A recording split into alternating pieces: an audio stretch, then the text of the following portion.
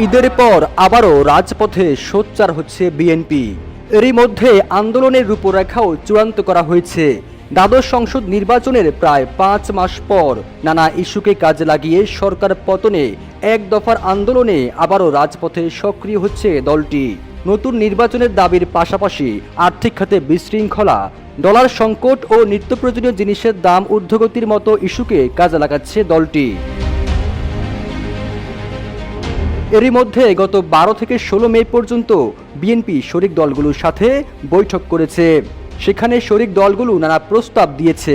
তবে আন্দোলনে জামাত ইসলামীকে সামনের কাতারে রাখার বিষয়ে মতামত দিয়েছে বেশিরভাগ শরিক দল।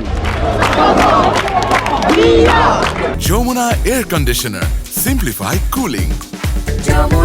এ বিষয়ে বিএনপি স্থায়ী কমিটির সদস্য সেলিমা রহমান গণমাধ্যমকে বলেন, যুগপৎ আন্দোলনে যাওয়ার আগে শরিকদের সঙ্গে এক দফা বৈঠক হয়েছে, এর বাহিরেও আলোচনা হচ্ছে। তবে এখনো চূড়ান্ত কোনো সিদ্ধান্ত হয়নি। আলোচনার পর চূড়ান্ত সিদ্ধান্ত আসবে। ঈদের পর আন্দোলনে জামাত ইসলামী সহ সব শরিক দলকে এক মঞ্চে রাখার বিষয়ে প্রস্তাব এসেছে। তবে এখনো শরিকদের কোনো প্রস্তাবই চূড়ান্ত হয়নি। বিএনপির ভাইস চেয়ারম্যান মোহাম্মদ শাহজাহান বলেন, সরকার বিরোধী সব দলকে সাথে নিয়ে আন্দোলন করতে চাই। তবে একটা প্রক্রিয়ার মধ্য দিয়ে যুগপথে আনতে হবে তাদেরকে। সেভাবে কাজ করছে বিএনপি। খুব শিগগিরই আন্দোলন মাঠে গড়াবে বলেও জানান তিনি।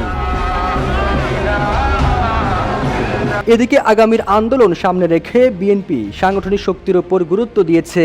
একই সঙ্গে বিগত আন্দোলন ঘিরে হতাশা কাটাতে তৃণমূলকে চাঙ্গা করতে কারামুক্ত নেতাদের সংবর্ধনা সহ নানা উদ্যোগ নিয়েছে দলটি।